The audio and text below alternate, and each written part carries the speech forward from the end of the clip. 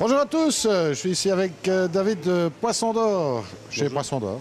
Bonjour Patrick, bonjour à tous. Alors bon, journée un petit peu particulière, on va faire quelques présentations des derniers koi de l'année.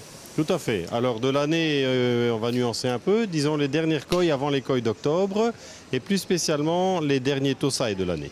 On va dire de l'année scolaire. Voilà, là on est d'accord. Bon, alors tu as rentré quelques pièces, différents brides bien sûr. Oui, donc comme chaque envoi, on essaie évidemment d'avoir des choses un petit peu différentes. Et là, la période était vraiment pour des beaux tosai, ce qu'on appelle tosai tout court ou jumbo tosai. On va voir ensemble tout à l'heure.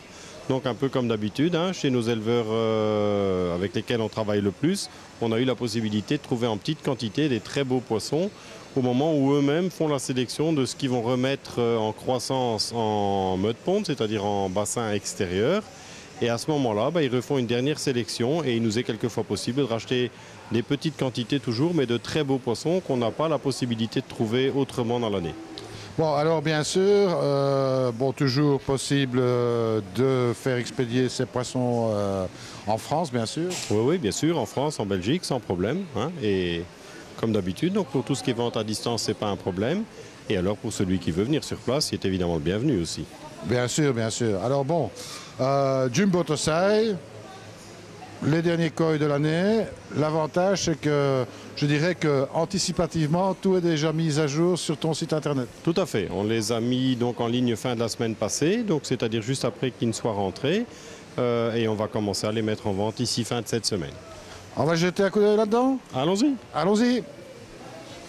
Alors David, premier bowl ici. Oui, premier bowl. Donc là, j'ai fait un petit assortiment, différentes variétés.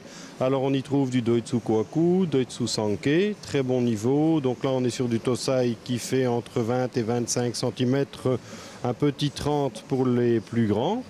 On a également, j'ai mis un Ginrin Tansho, un Ginrin Tansho Sankei et également des Tansho Goshiki assortis de quelques Shiro Utsuri. Donc là, ça donne un petit peu une idée du niveau de ce qu'on a pu trouver ici dans les derniers lots que nous avons rentrés.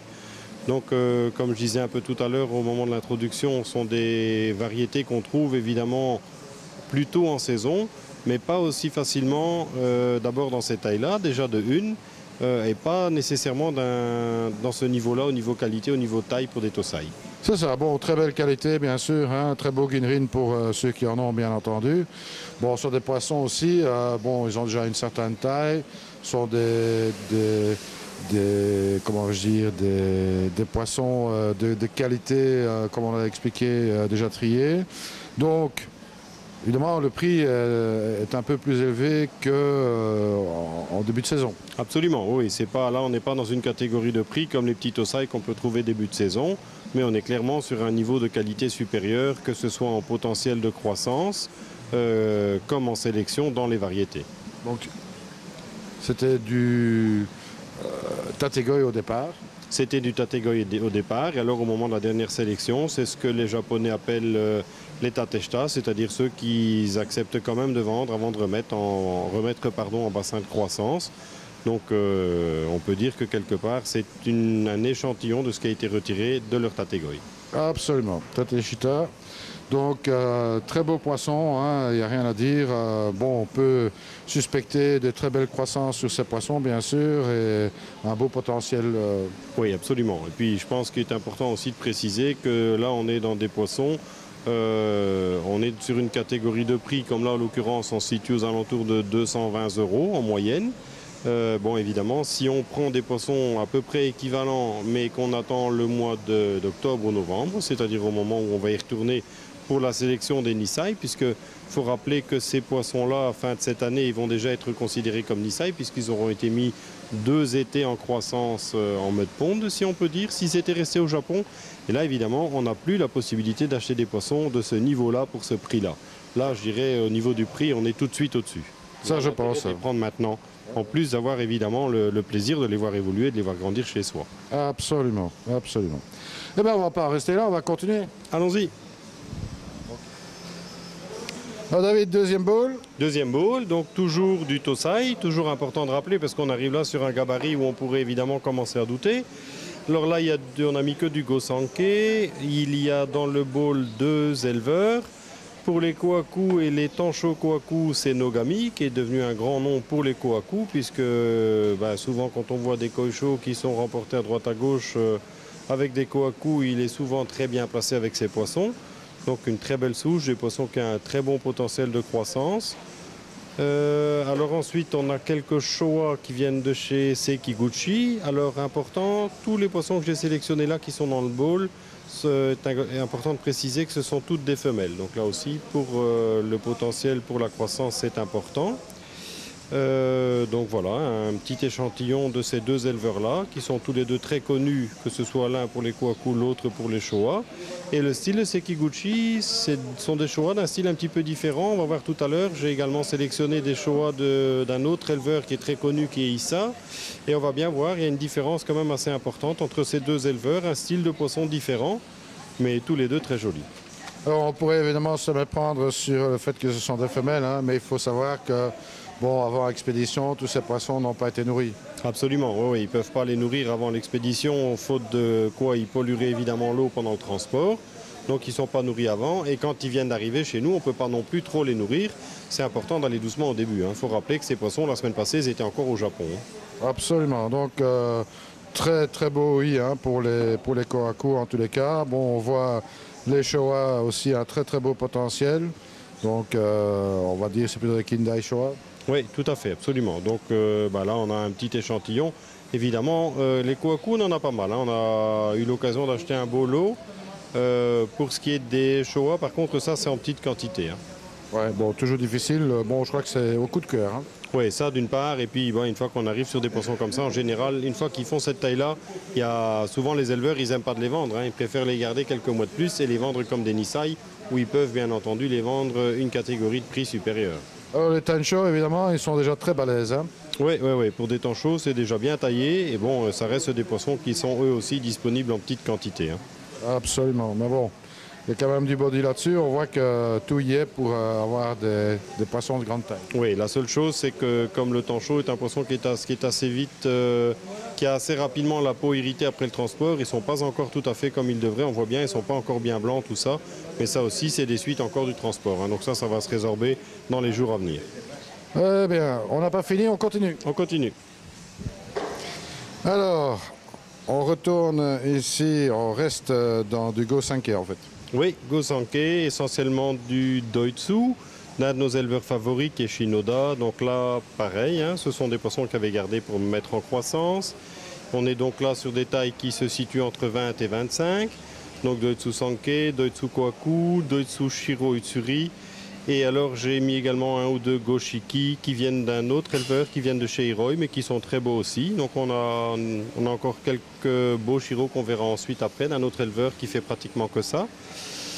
Donc là aussi, hein, une belle offre, des beaux poissons. Et bon, je veux dire que tout ce qui est Doitsu en général, tout ce qui est Doitsu Gosanke a toujours beaucoup de succès. Alors, Shinoda, Hiroi, bon, on ne présente plus, hein, deux éleveurs de renom. Hein. Deux très bonnes marques, effectivement. Hein, deux noms sur la région de Niigata, en tout cas, deux éleveurs qui font du très très bon boulot. De bonnes lignées, bon, tout ça, toujours très intéressant. Beaux poissons, belle croissance possible. Bon, voilà. Aussi, des poissons importants de le signaler, souvent on ne met pas ça en avant, sont des poissons qui ont un système immunitaire, je dirais, qui n'est pas du tout défaillant par rapport à la moyenne de ce qu'on peut quelquefois trouver. Ce sont des poissons qui sont relativement, on peut même dire, très robustes pour cette catégorie. Absolument. On n'a pas fini, on continue. On continue. Ok David, alors ici un bol un peu plus serré. On a pas mal de Goshiki ici. Hein. Voilà, essentiellement du Goshiki. Donc là, c'est essentiellement des Goshiki d'un éleveur qui est Minuma, qui est connu pour ses Goshiki. Ça reste des poissons qui sont toujours très difficiles à trouver.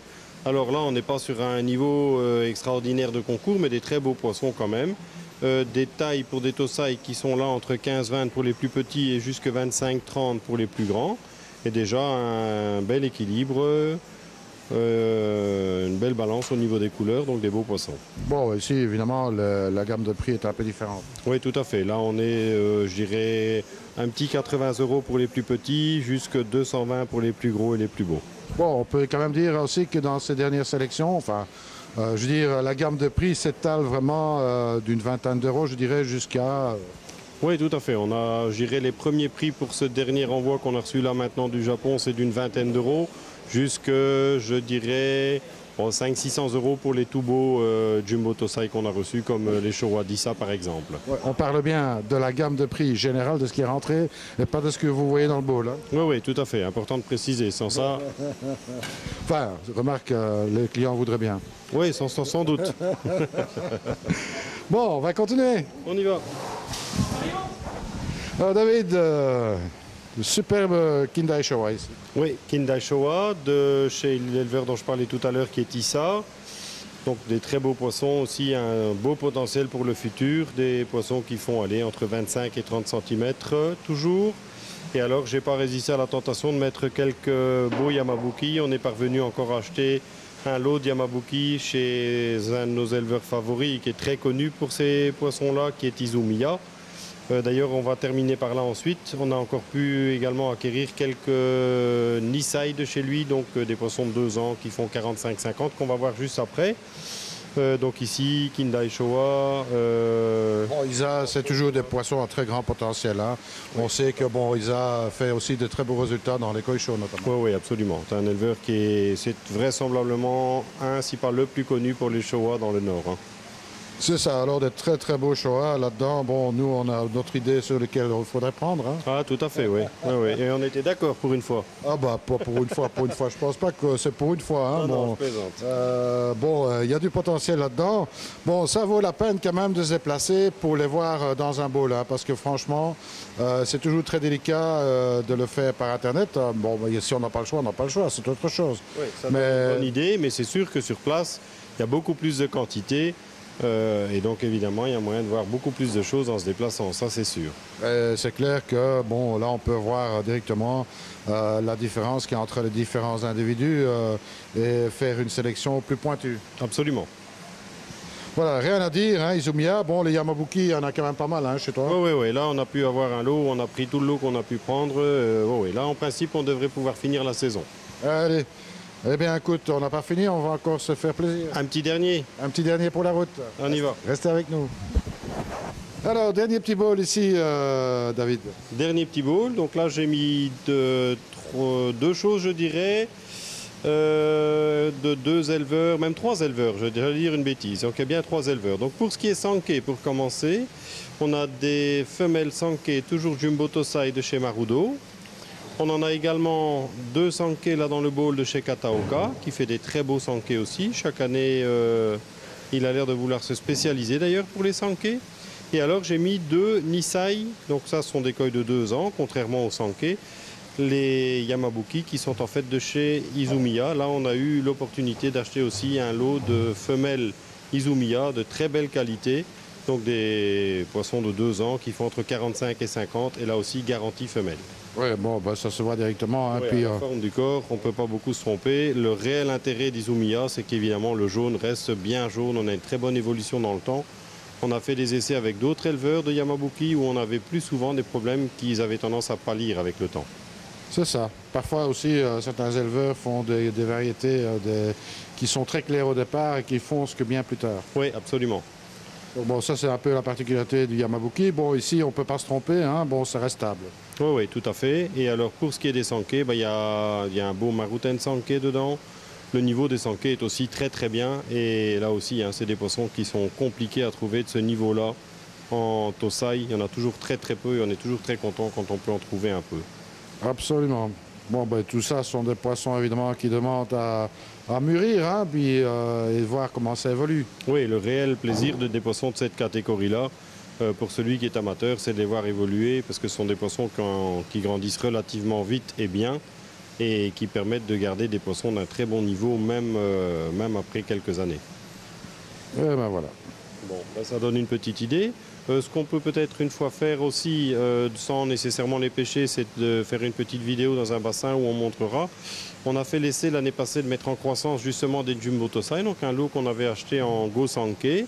Et donc ça fait 1 an de ça, c'est-à-dire que ce sont des Nisai et ça donne un petit peu une idée du potentiel de croissance où on a maintenant des comment dire, du Go-Sankey qui fait pour du Nisai aller jusqu'à 50-55 cm. Donc des poissons bien taillés et aussi un très bon niveau, une très bonne qualité de peau. Eh bien, on va aller jeter un coup d'œil dans ce bassin. On y va. Donc voilà David, bon, tous les poissons ici ne sont pas de l'année passée. Hein. Non, une bonne partie, mais pas tous. Essentiellement les Go-Sankey. Donc on a mis quelques Shusui, quelques Asagi là-dedans. Mais en grande partie, donc les Kohaku, les Showa, ça ce sont des poissons qu'on a donc rentrés comme Jumbo Tosai l'année passée, où on a voulu faire quelques essais. Et où on voit, bon, c'est des poissons quand ils sont rentrés qui faisaient, je dirais, allez, entre 25 et 30-35 cm pour les plus grands. Et là maintenant on est sur des tailles qui sont entre je dirais 40 pour les plus petits jusqu'à 50-55 pour les plus grands. On voit qu'on a eu un très bon développement, les Showa sont restés très beaux, très beau dessin, une belle qualité de peau aussi, les Kohaku pareil, et des poissons déjà bien taillés. Et alors là, comme par exemple pour les Kohaku, je dirais on est en moyenne entre, allez ça va être une grande fourchette que je vais donner là, mais on est entre 295 et 495 prix de vente. Donc là aussi, un très bon prix pour des poissons de cette qualité-là et de cette taille-là. C'est ça. Bon, ben voilà, donc au moins, il y a possibilité de voir comment ça évolue des Jumbo Tosai. Voilà, c'était un petit peu le but aussi pour nous, hein, de voir un petit peu l'évolution de ces poissons, plus particulièrement avec les éleveurs en question. Là, il y a du Nogami pour les Kohaku, il y a du Showa pour Issa et il y a du Sankey de chez Kataoka. Donc, bon, on voit bien que ce sont trois éleveurs qui donnent de très bons résultats dans la grande majorité des cas avec les Jumbo Tosai. Absolument. Il faut remarquer aussi qu'ici en hiver, bon, ce n'est pas spécialement chauffé.